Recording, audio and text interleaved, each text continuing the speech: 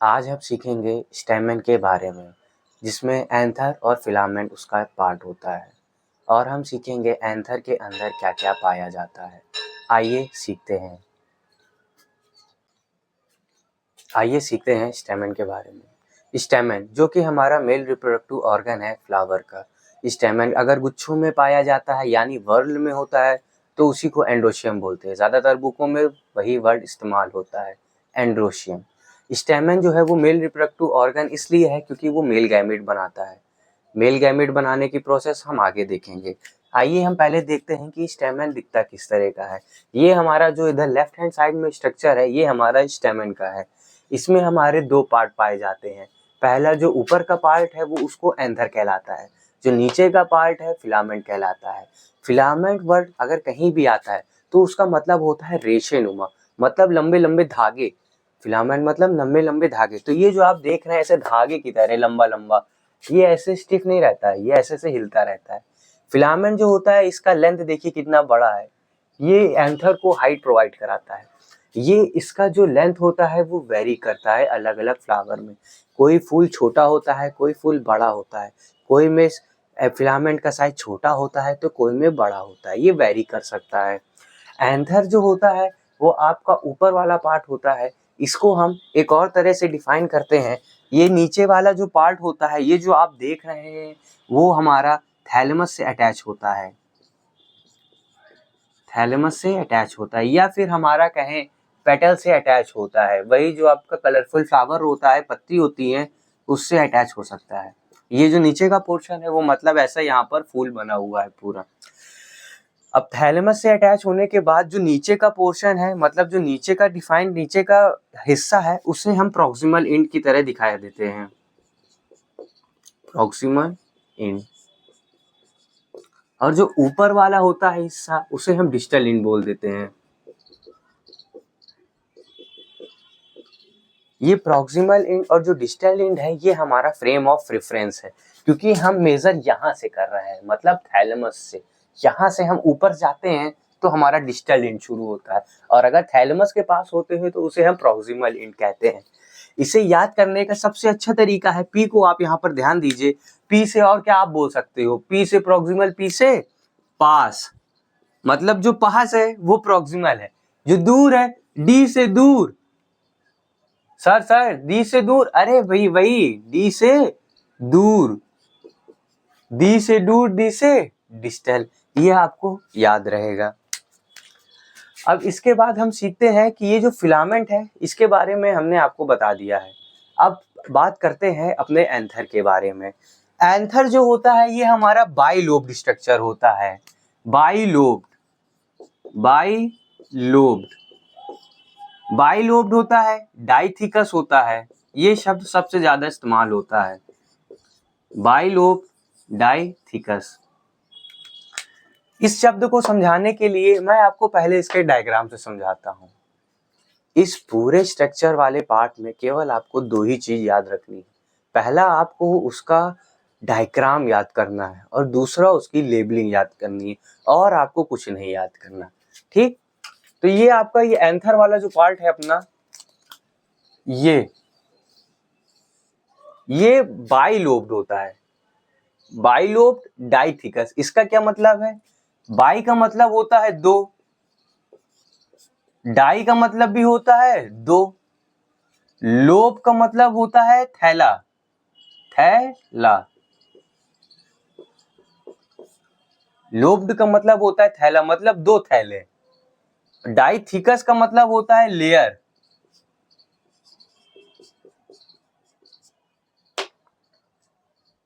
समझे। थिकस मतलब लेयर बोलो या बोलो ग्रूव,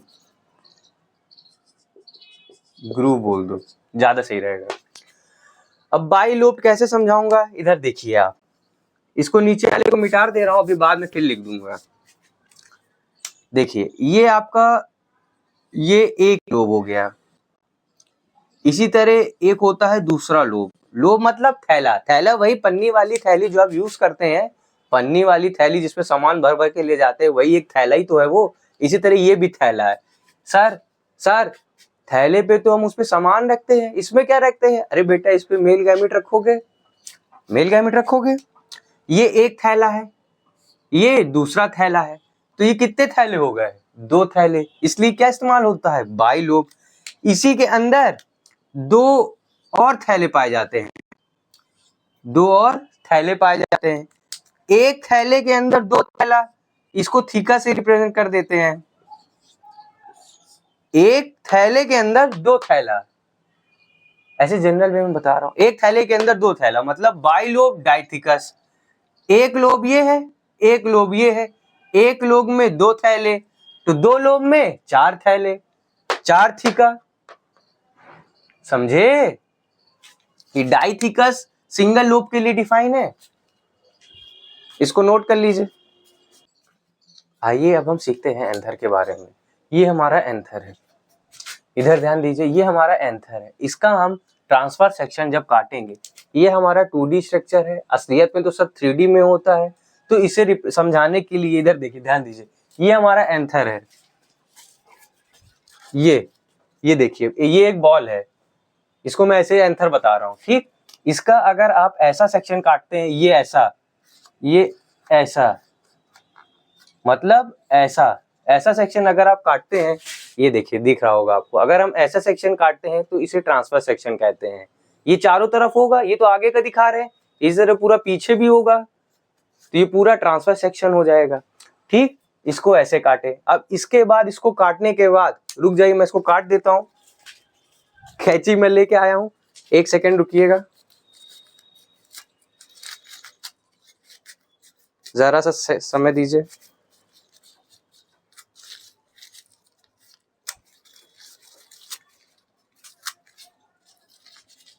ये देखिए, जो मैंने ट्रांसफर सेक्शन काटा था, तो ऊपर का हिस्सा मैंने उड़ा दिया, ऊपर का हिस्सा उड़ा दिया। अब मैं इसको घुमा के, ये देखिए, ये पहले ऐसे था, ध्यान से देखिए, पहले मैं ऐसे करा, इसका मैंने ट्रांसफर सेक्शन काटा। उसके बाद मैंने जो ये ऊपर का स्ट्रक्चर है, ये जो ऊपर का स्ट्रक्चर है, उसे मैं घुमा के दिखा रहा हूँ, ये देखिए। तो ऊपर से जो दिखेगा, ऊपर से जैसा उसका स्ट्रक्चर दिखेगा, वो ये होता है, उसको मैंने बगल के डायग्राम में बनाया है, ठीक।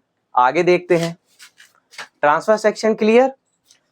एक और सेक्शन होता है लॉन्गिट्यूडनल सेक्शन। अगर ये जैसे मान लीजिए गोला है, इसको आप ऐसे काटते हैं तो इसे ट्रांसफर सेक्शन कहते हैं, अगर आप इसको ऐसे काटते हैं तो इसे लॉन्गिट्यूडनल सेक्शन कहते हैं, ठीक। इसको कहीं अपना ऊपर बना लीजिएगा।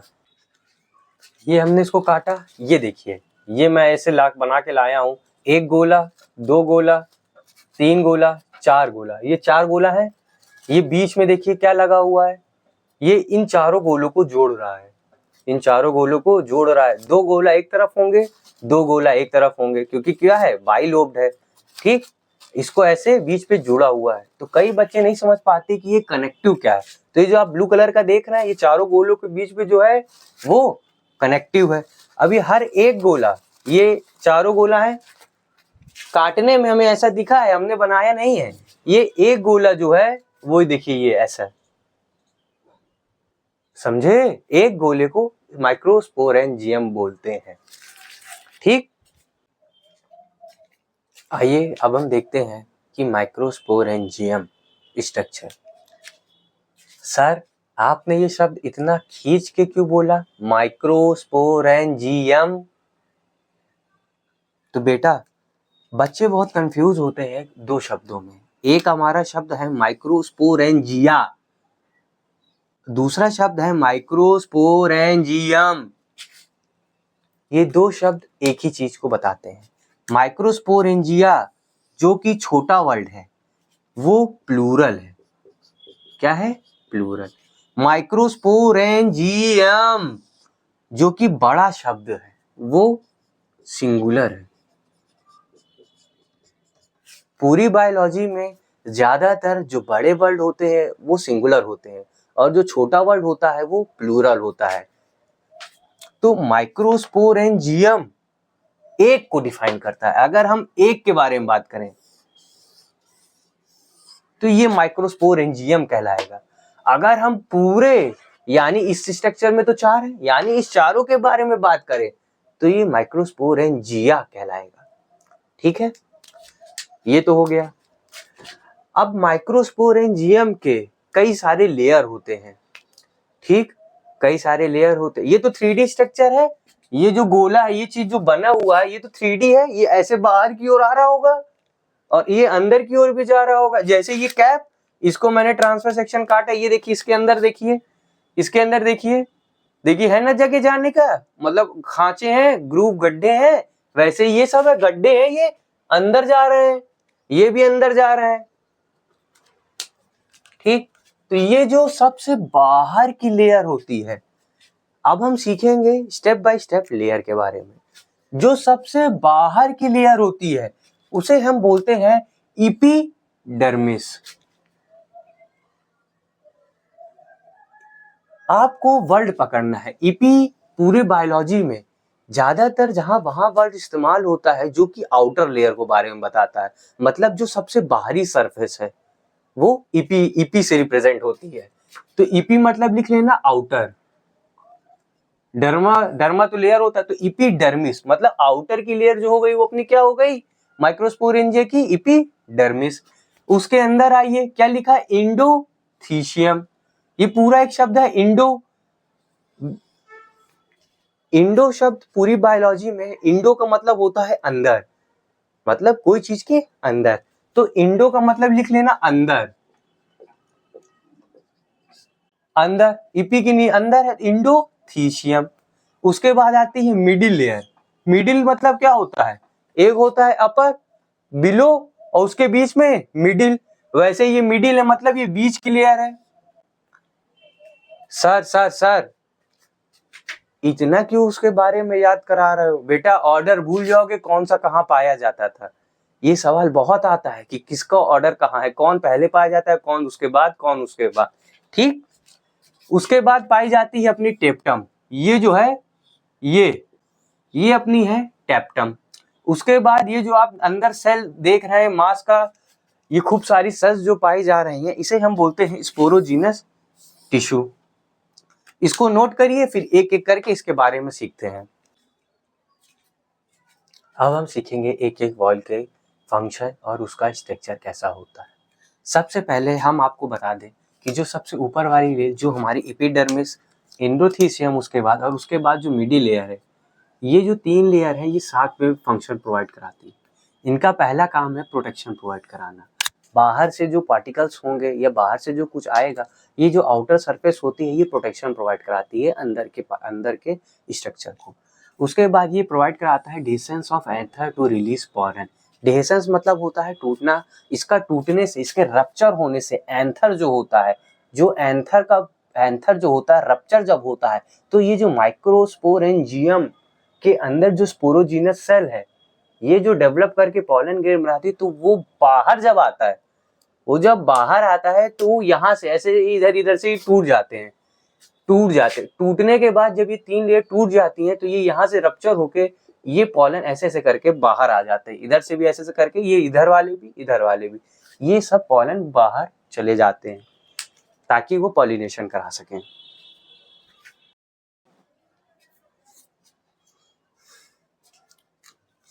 इसके बाद की जो लेयर है वो हमारी है टेप्टम। टेप्टम हमारी बहुत ही ज्यादा इंपॉर्टेंट लेयर है। जो ऊपर की 3 लेयर है ये हमारी सिंगल लेयर है, मतलब इनकी एक ही लेयर पाई जाती है, टेप्टम की भी एक ही लेयर पाई जाती है।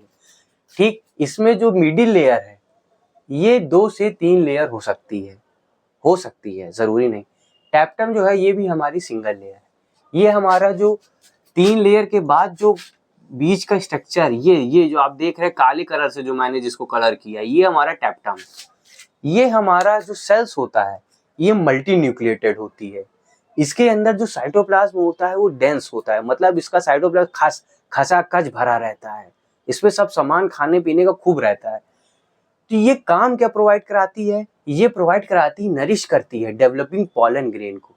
जब पॉलन ग्रेन एंथर में बनता है तो उसको खाना भोजन चाहिए होगा, भोजन के लिए वो आसपास कहीं से तो भोजन देगी, तो इसको भोजन कौन कराएगा, इसको टेप्टम भोजन कराएगा।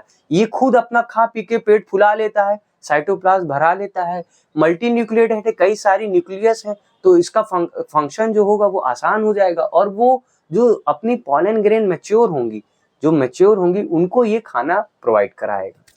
तो इसका रोल देख लीजिए, लिखा है nourishes the developing pollen grain. Structure, ये फंक्शन है, ये स्ट्रक्चर है डेंस साइटोप्लाज्म मल्टी न्यूक्लिएटेड। एक सवाल ये आता है कि ये मल्टी न्यूक्लिएटेड बनती कैसे है। मल्टी न्यूक्लिएटेड बनने का दो तरीका होता है, मैं आपको ऐसे बता दे रहा हूँ। पहला तरीका होता है आपका सिंशियम, दूसरा तरीका होता है आपका सिनोसिटिक।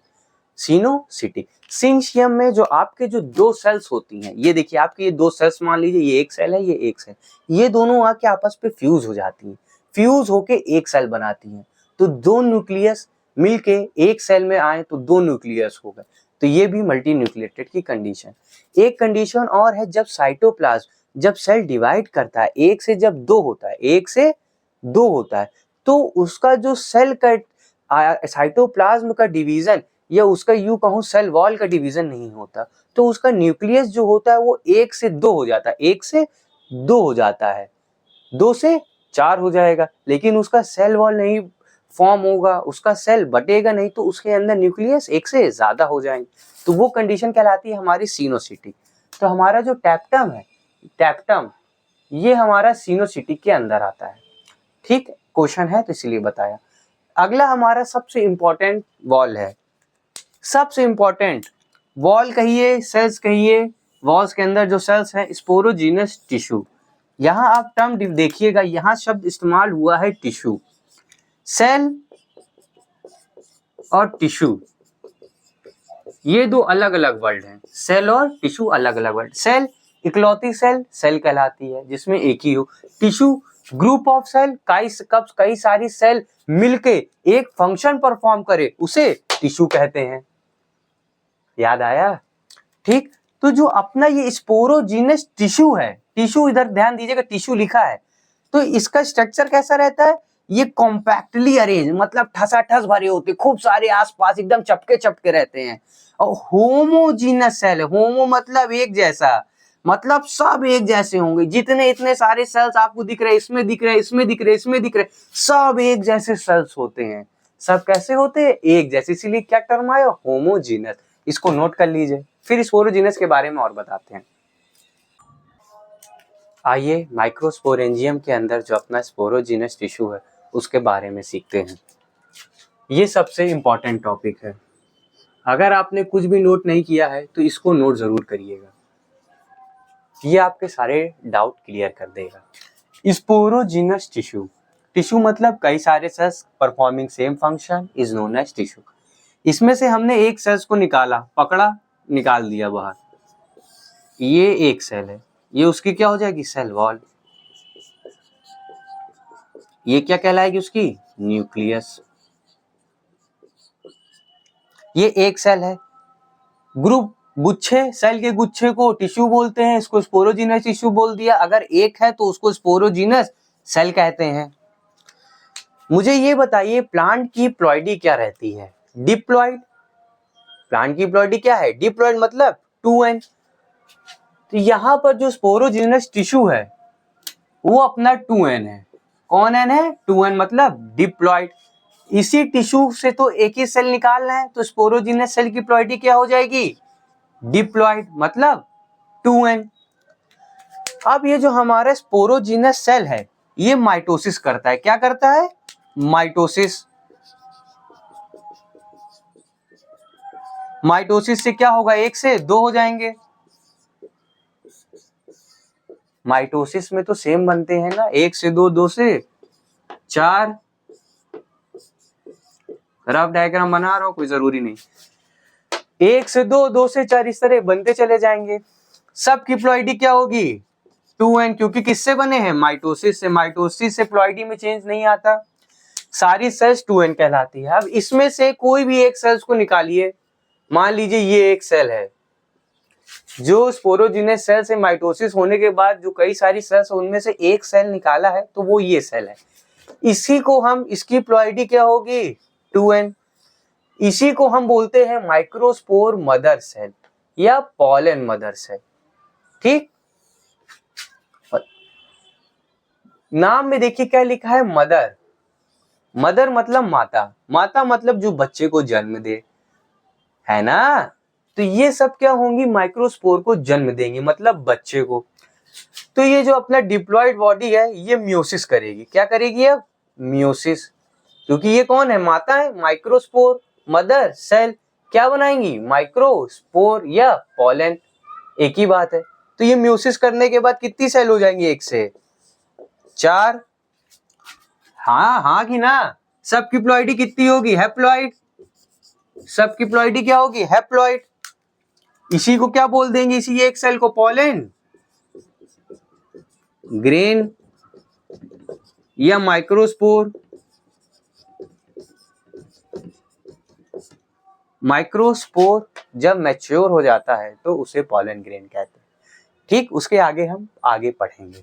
तो ऐसे जनरल वे में जान लीजिए, जब माइक्रोस्पोर मदर सेल या यूं कहूं पॉलन मदर सेल, दोनों एक ही बात है, जो कि होती है डिप्लॉइड बॉडी, जो कि मियोसिस करने के बाद 4 बॉडी बनाती हैं, टेट्राड बनाती हैं, उनकी ईच प्लॉइडी हैप्लॉइड होती है और वो एक हैप्लॉइड बॉडी माइक्रोस्पोर कहलाती है। वो माइक्रोस्पोर पॉलन ग्रेन बनाता है, जो हमारा मेल गैमेटोफाइट होता है। अब हम सीखेंगे कि कैसे माइक्रोस्पोर या पॉलन ग्रेन एंथर से बाहर निकलता है। ये हमने सीखा था कि माइक्रोस्पोर एंजियम की जो 3 लेयर होती है, एपिडर्मिस, इंडोथीसियम या मिडिल लेयर, इन तीनों के फटने से या इन तीनों के टूटने से जो हमारे एंथर के अंदर माइक्रोस्पोर है या यूं कहें जो पॉलन ग्रेन है वो बाहर आते हैं। तो ये स्ट्रक्चर जो मैंने आपको बनाया है, ये माइक्रोस्पोर एंजियम का ही स्ट्रक्चर है। ये हमारा बस अंतर इतना है कि ये हमारा मैच्योर पार्ट का है, मतलब जब एंथर जो हमारा यंग था वो स्ट्रक्चर हमने पहले सीखा। अब जब हमारा एंथर मैच्योर हो गया है तो इसका स्ट्रक्चर अब हम ऐसे देख रहे हैं। मतलब जब एंथर से माइक्रोस्पोर या पॉलन ग्रेन बाहर आते हैं तो वो कैसा दिखता है, वो ये स्ट्रक्चर है। ठीक, अब हमारा जो एपिडर्मिस, इंडोथीसियम, मिडिल लेयर यहाँ से फट गया, ये यहाँ से और यहाँ से फट गया। फटने के बाद जो अंदर स्पोरोजिनस सेल जो माइटोसिस करके पॉलन मदर सेल जो मियोसिस करके पॉलन ग्रेन बनाए हुए हैं, वो हजारों और लाखों की संख्या में हो सकते हैं। तो उसके अंदर जो है वो फटने के बाद ये यहाँ से आप देखिए ये ऐसे बाहर आ जाते हैं। उसके बाद ये जो हमारा एंथर है, इसमें क्या होता है, जो यंग रहता है जब मैच्योर होने का समय आता है तो उससे पानी उसे अब्सॉर्ब कर लिया जाता है, मतलब पानी ले लिया जाता है, तो वो सूखा पड़ जाता है। सूखा पड़ जाता है तो एकदम मुलायम, एकदम लकड़ी की तरह चरेर हो जाता है। तो जैसे मुलायम सूखा हो जाएगा तो वो फटने लगता है, तो वो फट के ऐसे दिखता है। इसी को हम डिसेंस ऑफ एंथर कहते हैं। ये हमारे एंथर के हाइड्रेट मतलब पानी, डिहाइड्रेट मतलब पानी का निकलना, डिहाइड्रेट होने से ऐसा स्ट्रक्चर आता है। इसको बना लीजिए। आज के लिए हम इतना ही रखते हैं। हमने अपने 3 टॉपिक कवर कर लिए। सबसे पहला टॉपिक था हमारा स्टैमेन का स्ट्रक्चर, जो हमने कवर किया। उसके बाद हमने सीखा माइक्रोस्पोर एंजियम के बारे में। तीसरा हमने सीखा डिसेंस ऑफ एंथर के बारे में। उसी में हमने आपको माइक्रोस्पोरोजेनेसिस का हल्का सा हिंट दे दिया है। ठीक, सीखते हैं अब अपनी अगली वीडियो में।